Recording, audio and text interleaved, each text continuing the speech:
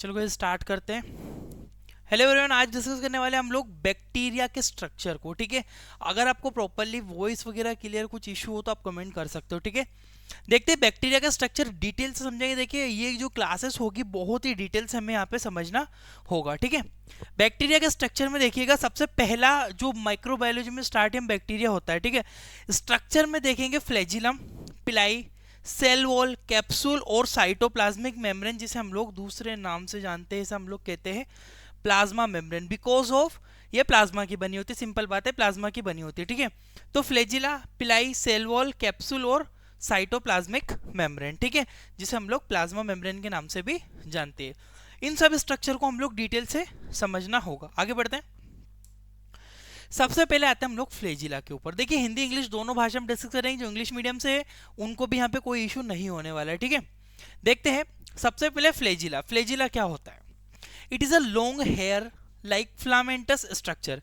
यह लंबी बाल जैसी फिलामेंटस आकृति होती है इसकी। सिंपली आप देख पा रहे होंगे कि हर एक देखो बेसिक, मुझे पता है यहाँ पे बहुत सारे स्टूडेंट बोल रहे हैं, सेकंड ईयर से भी होंगे और मतलब जो इन सब चीज़ों के बारे में जानते होंगे, बट रिपीट करना बहुत इंपॉर्टेंट है। ठीक है, फ्लैजिला होता है, फ्लैजिला क्या होता है? मूवमेंट में मदद करता है। सिंपली जो हेयर थिन मतलब बाल जैसे संरचना वाला होता है, हेयर थिन होता है ना। दूसरा पॉइंट है इट्स लेंथ 4 to 5 माइक्रोमीटर। जो इसकी लंबाई होती है 4 to 5 माइक्रोमीटर तक इसकी लंबाई लेंथ को माना जाता है। इट्स डायमीटर 0.01 से लेकर 0.03 माइक्रोमीटर, माइक्रोमीटर में है, यूनिट हमेशा ध्यान रखिएगा। ठीक है, क्षेत्रफल कितना बताएगा? 0. देखो ये बेसिक पैरामीटर, इनको बहुत बार कॉम्पिटिटिव लैब टेक्नीशियन की कॉम्पिटिटिव एग्जाम आती है, उसमें ग्रुप 5 में भी पूछा जाता है कि बहुत टाइम पूछे थे कि जो थिन फ्लाम जो आपका फ्लैजिला होता है, फ्लैजिला का जो है लेंथ पूछ जाते हैं, माइक्रोमीटर लेंथ कितनी होती है, डायमीटर कितना होता है, दोनों चीज़ों के बारे में पूछ सकते हैं वो। ठीक है, it provide the motility bacteria. देखो सिंपल बात है, जीवाणु को गति प्रदान करने में। अब देखो इसका अगर हम लोग स्ट्रक्चर मोलिकुलर लेवल पे समझेंगे तो वो बहुत ज्यादा डीप हो जाएगा। ठीक है, तो इसको मोलिकुलर लेवल पे नहीं जाना है, एक बेसिक चीज हम लोग इसमें देखेंगे फ्लैजिला में। ठीक है, स्ट्रक्चर ऑफ फ्लैजिला। फ्लैजिला के एक बेसिक स्ट्रक्चर की अगर मैं बात करूं, मॉलिक्यूलर लेवल पे मैं बात नहीं कर रहा हूं, क्योंकि मॉलिक्यूलर लेवल पे अगर हम लोग जाएंगे तो उसमें पूरा हमें डिटेल से देखना होगा। तो इसमें होता है फिलामेंट, हुक और बेजल बॉडी। फ्लैजिला में सिंपली तीन चीजें इंपॉर्टेंट होती है, फिलामेंट पाया जाता है, हुक होता है और बेजल बॉडी इसमें होती है। ठीक है, तो फंक्शंस की बात करते हैं। सबसे पहले इसके फंक्शंस के बारे में देखेंगे। प्रोवाइड मोटिलिटी, हेल्प टू, सबसे पहले मोटिलिटी देखो गति प्रोवाइड करता है, हेल्प टू कीमोटॉक्सिक, कीमोटॉक्सिक में मदद करता है, हेल्प बैक्टीरिया सर्वाइवल में भी इंपॉर्टेंट होता है। स्ट्रक्चर देखिएगा, सबसे पहले इसमें बोला गया है फ्लैजिलम। फ्लैजिलम जो होता है, सबसे पहले फिलामेंटस स्ट्रक्चर होता है फ्लैजिला का सबसे अपर वाला भाग। ठीक है, फिलामेंटस स्ट्रक्चर है। हुक, हुक की बात करें, हुक ये कुछ इस तरह से होता है, ये कुछ ऐसे रोटेटरी मोशन ऐसे से घूमता है ताकि जिससे जो बैक्टीरिया है वो प्रॉपरली मूव कर पाता है। ठीक है, बेजल बॉडी होती है, bezel body is a motor जैसा सिस्टम होता है यहाँ पे। इसमें यही इंपॉर्टेंट है कि ये मूवमेंट में इस तरह से घूमता है और ये मूव करता है। तो हुक है, फ्लेक्सिबल जॉइंट, फ्लेक्सिबल जॉइंट है, मतलब फ्लेक्सिबल का मतलब होता है जो फ्लेक्सिबल रहता है। ठीक है, फ्लैजिलम प्रॉपर मतलब इसको हम फिलामेंट भी बोल सकते हैं। ठीक है, बेजल बॉडी। तो ये कुछ बेसिक स्ट्रक्चर था। तीन इंपॉर्टेंट फंक्शन है कि भैया सिंपली प्रोवाइड मोटिलिटी प्रोवाइड करेगा, कीमोटॉक्सिक में मदद करेगा, साथ में हेल्प टू बैक्टीरिया सर्वाइवल में भी इंपॉर्टेंट होगा। टाइप ऑफ फ्लैजिला देखिएगा, फ्लैजिला के बेसिस पे भी हम बैक्टीरिया की क्लासिफिकेशन करते हैं। फ्लैजिला के टाइप समझिएगा। सबसे पहला होता है मोनोट्राइकस। मोनोट्राइकस मतलब होता है एक फ्लैजिला वाला बैक्टीरिया। कुछ जो बैक्टीरियाज होते हैं वो होते हैं मोनोट्राइकस। मोनोट्राइकस मतलब होता है, मोनो मतलब सिंगल, एक ही फ्लैजिला यानी कि एक ही पूंछ वाला बैक्टीरिया। ठीक है, उसे मोनोट्राइकस बैक्टीरिया या मोनोट्राइकस फ्लैजिला कहते हैं। एम्फीट्राइकस, एम्फीट्राइकस का मतलब होता है, अगर आप लोग को प्रॉपर्ली यहाँ पे दिखाई दे रहा होगा, एम्फीट्राइकस का मतलब होता है सिंपली कि इसमें दो फ्लैजिला पाए जाते हो। दो फ्लैजिला कौन से? कुछ ये वाले। ठीक है, एम्फीट्राइकस में इधर भी फ्लैजिला पाया जाएगा, इधर भी फ्लैजिला। ये थोड़ा हाईली मोटाइल बैक्टीरिया होता है जिसमें प्रॉपर्ली मोटिलिटी ये करे। एक होता है लोफोट्राइकस। लोफोट्राइकस फ्लैजिला का मतलब होता है कि फ्लैजिला तो बहुत सारे हैं परंतु एक ही साइट पे प्रेजेंट है ना, एक ही साइट पे प्रेजेंट है, जो आपने थर्ड नंबर पे देख रहे हो लोफोट्राइकस। लोफोट्राइकस मतलब तीन फ्लैजिला वाले परंतु फ्लैजिला केवल एक ही साइट पे उपस्थित है वो डबल साइड पे उपस्थित नहीं होता, ठीक है। लोफोट्राइकस, लोफोट्राइकस के अलावा एक आता है peritrichous. Peritrichous is a highly movable bacteria, है ना। बैक्टीरिया क्या है, फ्लैजिला है, तो फ्लैजिला में बैक्टीरिया में ही उपस्थित है कुछ इस तरह से। तो ये होता है पेरीट्राइकस। पेरीट्राइकस बैक्टीरिया के पूरे शरीर के चारों तरफ फ्लैजिला पाए जाते हैं। इस प्रकार के बैक्टीरिया को हम लोग हाईली मूवेबल बैक्टीरिया या फिर हाईली मोटाइल बैक्टीरिया कहते हैं। एक क्वेश्चन यहाँ पे बनता है कि अगर आपसे बेसिक चीज पूछे कि हाईली मोटाइल, हाईली मूवेबल या फिर हाईली एक्टिव बैक्टीरिया किसे कहते हैं, और अगर ऑप्शन में आपको ये दिखाई देते हैं एम्फीट्राइकस, मोनोट्राइकस, पेरीट्राइकस, तो आपको पेरीट्राइकस फ्लैजिला पे राइट लगाना है, क्योंकि पेरीट्राइकस फ्लैजिला जो होता है हाईली मूवेबल रहते हैं, ये ज्यादा मूवमेंट करवाने में मदद करता है। आप लोग देख सकते हो। आगे बढ़ते हैं, देखते हैं पिलाई। पिलाई पिल्स, जिसे पिल्स कह दो या पिलाई कह दो, है ना।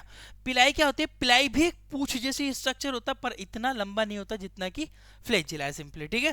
पिलाई देखिए, it is a short hollow structure. सबसे पहला पॉइंट है कि यह छोटा और खोखला संरचना है। आप बैक्टीरिया की एक साइड पे देख पा रहे होंगे, ये पिलाई होती है, ठीक है। फ्लैजिला है, फ्लैजिला के बाद जो यहाँ पे आपको यहाँ पे दिखाई दे रही है पिलाई होती है। पिलाई का मतलब होता है, ये माइक्रोस्कोपिक इमेज है, इसको आप अच्छे से समझिएगा। ये जो पिलाई होती है ये बैक्टीरिया की सरफेस पे है। ये क्या करती है, इसकी दो तरह की पिलाई होती है। एक होती है एडिसिन पिलाई, जैसे या पिलाई या फिम्बरी, है ना। सेक्स पिलाई भी होती है। सेक्स पिलाई जो मैंने सबसे पहला पॉइंट क्या लिखा है यहाँ पे, ये देखो आप सबसे पहले तो यह छोटी और खोखली संरचना होती है, होलो स्ट्रक्चर होता है, मतलब एक टनल की तरह काम करता है, पाइप की तरह काम करता है। कब, जैसे कि आप समझिएगा, मैं आपको एक चीज बताता हूँ सिंपली। यहाँ पे बैक्टीरिया हमारे अंदर आता है, ओबियसली हार्मफुल है, नुकसान करता है। तो क्या होता है, सपोज दैट ये हमारा एक बैक्टीरिया है, ठीक है। ये हमारा बैक्टीरिया है। इधर की बात करूं तो ये हमारी सेल है। सेल कौन सी है, होस्ट सेल है। तो ये बैक्टीरिया, इसका जो जेनेटिक है बैक्टीरिया के अंदर उपस्थित है।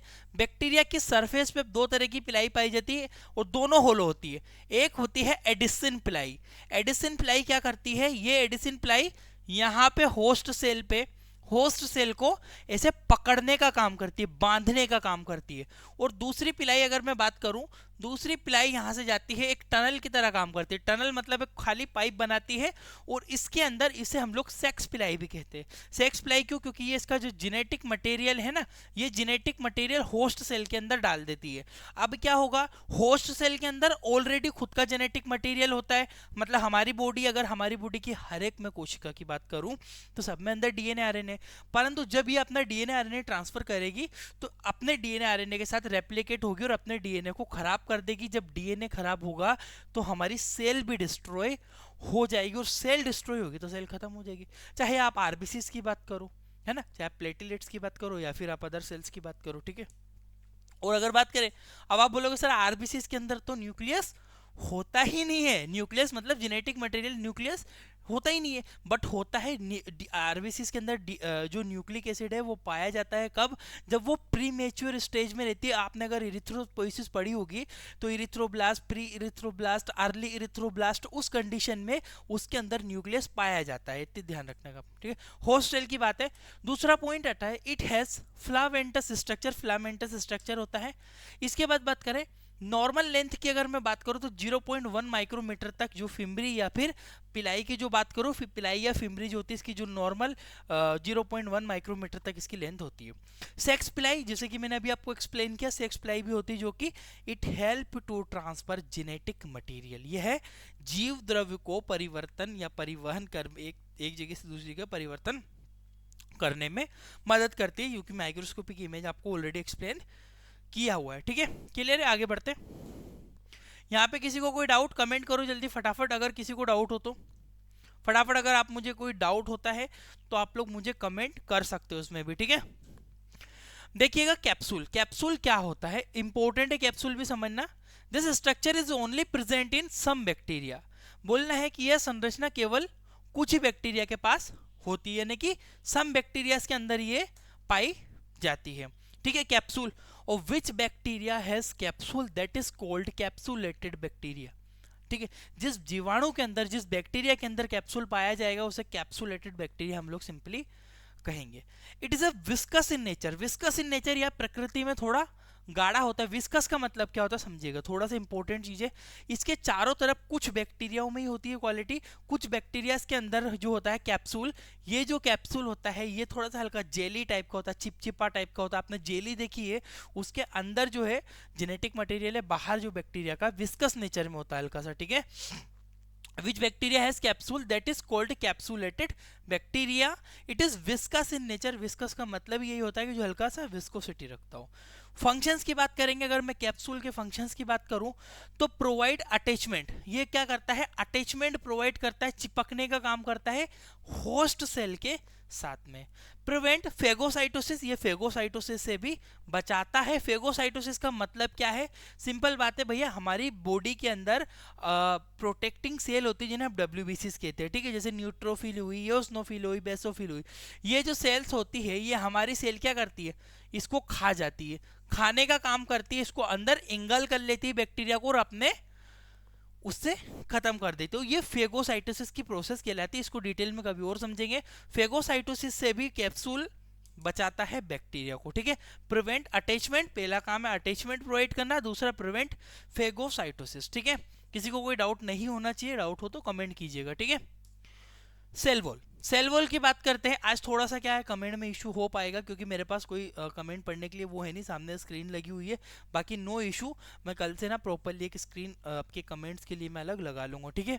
देखिएगा सेल वॉल की बात करते हैं। सेल वॉल क्या होती है, it is a outer layer of bacteria which thick, देखो सबसे इंपॉर्टेंट बैक्टीरिया में सेल वॉल ही है, मेन इंपॉर्टेंट फंडा ही सेल वॉल होता है उसमें। देखिएगा it's outer most layer of bacteria which is thick 10 to 25 micrometer, सबसे ऊपरी परत को जिसकी मोटाई बताई गई है, मोटे थोड़ा सा यहाँ पे गलती हुई है, मोटाई, जिसकी मोटाई 10 से 25 माइक्रोमीटर होती है, थिकनेस, ठीक है। This is also called peptidoglycan layer, इसको ही हम डिटेल में समझेंगे। इसको हम लोग क्या बोल रहे हैं, सिंपली पेप्टाइडोग्लाइकन लेयर, ठीक है। In gram positive bacteria it is very thick, gram धनात्मक जीवाणुओं में ये थोड़ी मोटी होती है एज कंपेरिजन नेगेटिव बैक्टीरिया, और लिखा है in gram negative bacteria it is very thin, gram negative जीवाणु में ये पतली होती है। देखिएगा एक बार डायग्राम बताता हूं मैं, इसको थोड़ा सा एक्सप्लेन करता हूं, आपकी बुक्स में भी होगा डायग्राम, है ना। यहाँ पे क्या है, ये हमारे ग्राम पॉजिटिव बैक्टीरिया है और ये ग्राम नेगेटिव बैक्टीरिया। ग्राम पॉजिटिव बैक्टीरिया की बात करूं तो ये तो हो गया साइटोप्लाज्मिक मेम्ब्रेन, इसकी बात हम बाद में करेंगे। ये वाली जो लेयर है, ये वाली जो परत है, ये पेप्टाइडोग्लाइकन लेयर कहते हैं। इसके स्ट्रक्चर को समझना बहुत जरूरी है, और यहीं पे दवाइयां भी यहीं काम करती है, जो मेडिसिन होती है वो यहीं पे काम करती है बैक्टीरिया के, वो भी आगे डिस्कस करेंगे थोड़ा सा। तो ये थिकोइक एसिड है, थिकोइक एसिड जो कि इसके वॉल थिकोइक एसिड भी कहते हैं। देखिएगा ये पेप्टाइडोग्लाइकन लेयर है, परंतु ग्राम नेगेटिव बैक्टीरिया में ये बहुत पतली है as comparison gram positive bacteria. Positive में मोटी सेल वाल होती है पेप्टाइडोग्लाइकन लेयर, परंतु ग्लाइकन लेयर जो पेप्टाइडोग्लाइकन लेयर पतली होती है ग्राम नेगेटिव बैक्टीरिया में, क्योंकि ग्राम नेगेटिव बैक्टीरिया में एक और एडिशनल चीज ऊपर पाई जाती है जिसे लाइपोपॉलीसैकेराइड लेयर कहते हैं, परंतु ये लाइपोपॉलीसैकेराइड लेयर ग्राम पॉजिटिव बैक्टीरिया में नहीं पाई जाती, ये केवल ग्राम नेगेटिव बैक्टीरिया में होती है, पॉजिटिव में नहीं पाई जाएगी, ठीक है। आउटर मेम्ब्रेन, इनके बारे में बाद में डिस्कस करेंगे। अब देखते हैं हम लोग सबसे इंपॉर्टेंट जो मैंने आपको यहाँ पे बताया कि भैया ये ग्राम पॉजिटिव बैक्टीरिया है, ये ग्राम नेगेटिव बैक्टीरिया, इसमें बेसिकली हम लोग डिस्कस करें पेप्टाइडोग्लाइकन लेयर के स्ट्रक्चर के बारे में, आओ डिटेल से समझते हैं। ये मैंने इतनी लेयर को और थोड़ा जूम कर दिया, इसको मैं अगर थोड़ा और बड़ा करूं, थोड़ा और अगर ज्यादा जूम करूंगा मैं, तो कुछ इस तरह से स्ट्रक्चर निकल के आएगा। अब इसको एक एक मॉलिक्यूल समझेंगे। इसमें सबसे पहले दो एंजाइम्स के बारे में आपको समझना होगा। एक होता है नेग नेम, नेग नेम पूरी जो दीवार है नेग नेम से, नेग का मतलब क्या, NAG का मतलब होता है एन एसिटाइल ग्लाइकोजामाइन, और NAM का मतलब होता है एन एसिटाइल म्यूरेमिक एसिड, ठीक है। लिखा हुआ है N acetyl glucosamine, N acetyl muramic acid, ठीक है। इसमें बहुत ही इंपॉर्टेंट चीज ये है कि ये पूरी जो दीवार जो बनी होती है पेप्टाइडोग्लाइकन की जो लेयर होती है, छोटे छोटे डब्बों को जोड़ा जाता है, छोटे छोटे पार्ट्स को जोड़ा जाता है, जिन्हें हम लोग क्या कह रहे हैं, एन एसिटाइल ग्लाइकोजामाइन। आप देख सकते हो कंटिन्यूसली लाइन यहाँ पे है, फिर दूसरी लाइन यहाँ पे है। अब इन दोनों लाइनों को बीच में जोड़ने का काम किया हुआ है यहाँ पे सबसे इंपॉर्टेंट पेप्टाइड ब्रिज ने। यहाँ पे भी छोटे छोटे 4 अणु आपको दिख रहे हैं, इन ये भी होता है, ठीक है। ये पेप्टाइड ब्रिज है, ये ब्रिज है आपको जो कि इन दोनों चेनों को आपस में जोड़ा है। इसी तरह से ये पूरी चेन जुड़ती जाती है और एक मोटी सी लेयर बन जाती है जिसे हम लोग पेप्टाइडोग्लाइकन लेयर या फिर ग्लाइकन लेयर के नाम से जानते हैं। अब देखो यहाँ पे मैं आपको एक एडिशनल एक चीज और बता देता हूं। एडिशनल चीज क्या है, अब जैसे कि आप लोग मेडिसिन के बारे में थोड़ा सा मैं बताता हूँ। इसमें क्या होता है, अगर कोई भी दवाई होती है, ठीक है, जैसे कि एंटीबायोटिक, एंटीबायोटिक का मतलब होता है एंटी मतलब मारने वाली, बायोटिक मतलब होती है दवाई। वो जो मेडिसिन होती है वो क्या करती है, इन पेप्टाइड ब्रिज को बनने ही नहीं देती है।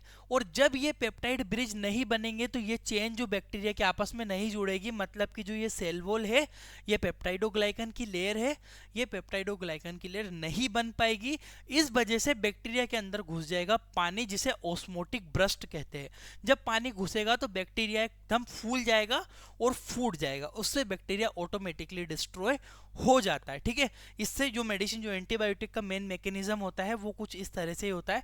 बाकी कभी कोई एंटीबायोटिक यहाँ काम करती है तो कभी इन दोनों को नहीं जुड़ने देती। इस तरह से अलग अलग मेडिसिन का अलग अलग मैकेनिज्म होता है, बट बेसिकली आपको ध्यान रखना है। तो ये थी ओवरऑल अपनी इसमें पेप्टाइडोग्लाइकन की लेयर, ठीक है। जैसे ग्लाइकन लेयर याद रखना, 3 इंपॉर्टेंट पॉइंट है कि इसमें छोटे छोटे N acetyl muramic acid, N acetyl glucosamine, N acetyl muramic acid, इन सारे बॉक्स को आपस में कनेक्टेड किया हुआ है यहाँ पे पेप्टाइड ब्रिज ने, ठीक है। ये आप अब देखो इसमें ये चीज तो आपको समझ में आई कि भैया हमें एक स्ट्रक्चर तो समझ में आया कि भैया बैक्टीरिया के अंदर क्या क्या होता है। ये ग्लाइकन लेयर हुई, पेप्टाइडोग्लाइकन लेयर ग्राम पॉजिटिव में थोड़ी मोटी होती है और ग्राम नेगेटिव में थोड़ी पतली होती है। बट ग्राम नेगेटिव बैक्टीरिया में एक और एडिशनल ऊपर लेयर है जिसे लाइपोपॉलीसैकेराइड लेयर कहते हैं। ये ग्राम नेगेटिव जब क्लासिफिकेशन पढ़ाऊंगा तब इनको थोड़ा सा समझाऊंगा मैं डिटेल से। ग्राम नेगेटिव बैक्टीरिया में ये एक एडिशनल सेल वॉल ऊपर पाई जाती है, सेल वॉल इन ग्राम नेगेटिव बैक्टीरिया में, ठीक है, ऊपर से, है ना। उसमें क्या होता है, यहाँ पे कुछ पोरिन्स होते हैं और इसमें जो आपको छोटे छोटे बॉक्स दिखाई दे रहे हैं, ये लिपिड, एक तरफ लिपिड है एक तरफ फोस्फेट है ना, लिपोपॉलीसैकेराइड के बने होते हैं, लिपोफॉस्फेट, लिपिड, लिपिड फोस्फेट, ठीक है। इनमें क्या होता है, कुछ इंटीग्रेटेड पोरिन्स प्रोटीन भी पाए जाते हैं जो कि स्पेशल टनल की तरह काम करते हैं, कुछ चीजों को बैक्टीरिया के अंदर जाने देते हैं और कुछ बाहर आने देते हैं, ठीक है। और इनकी सरफेस पे अगर मैं बात करूं तो सबसे ऊपर की सरफेस पे पाए जाते हैं कुछ आपके यहाँ पे सरफेस के ऊपर जो होते हैं हमारे, सिंपली ये एंडोटॉक्सिन्स होते हैं, यानी कि आप यहाँ पे अगर देख पा रहे होंगे इनको थीकोइक एसिड, इन्हें वॉल थीकोइक एसिड के हम लोग नाम से भी जानते हैं, इन्हें वॉल थीकोइक एसिड भी हम लोग कहते हैं। थीकोइक एसिड क्या होता है, जब आप बायोकेमिकल टेस्ट पढ़ोगे तो आप थीकोइक एसिड भी समझ में आपको वहाँ पे आ जाएगा। अब आते हैं हम लोग प्लाज्मा मेम्ब्रेन के ऊपर, जो कि बैक्टीरिया का सबसे इंपॉर्टेंट भाग होती है। Plasma membrane is also called phospholipid layer, ठीक है, 2 पॉइंट है, phospholipid layer because this layer made up to special type of component, phosphate and lipid. देखो फॉस्फेट जो होता है पानी में घुलनशील है, लिपिड पानी में घुलनशील नहीं होता है। इसका मेन मैकेनिज्म भी आगे मैं बताने वाला हूँ। इस लेयर में फोस्फोलिपिड लेयर भी कहा जाता है क्योंकि यह फॉस्फेट और लिपिड से मिलकर बनी होती है। Main function of this protein membrane is that it allow special molecule to inside and outside of cell. ये बहुत इंपॉर्टेंट पॉइंट समझने वाला है कि ये जो परत होती है हमारी, ये कुछ विशेष प्रकार के मॉलिक्यूल को ही बैक्टीरिया के अंदर जाने देती है, बाकी के अदर मॉलिक्यूल्स को बैक्टीरिया के अंदर एंटर नहीं करने देगी, ठीक है। It also maintain osmotic pressure of cell, ये हमारी कोशिका का, हमारी सेल का ऑस्मोटिक प्रेशर को भी नियंत्रित करके रखेगी। देखिएगा ये स्ट्रक्चर है सेल का, ये कुछ प्रोटीन्स वगैरह है। यहाँ पे आप 2 स्ट्रक्चर आप अगर देख पा रहे होंगे तो सबसे ऊपर वाले जो कंपोनेंट है वो है फॉस्फेट और नीचे लिपिड, लिपिड के, और लिपिड यानी कि वसा, जो तेल वगैरह है पानी में नहीं घुलता है, उसी प्रकृति का ये होता है। ऊपर से तो बैक्टीरिया की सेल वॉल गीली हो जाती है, नमी आ जाती है, बट ये अंदर पानी बैक्टीरिया के नहीं जाने देता है, उसमें ऑस्मोटिक प्रेशर को मेंटेन रखता है बैक्टीरिया के अंदर, ठीक है।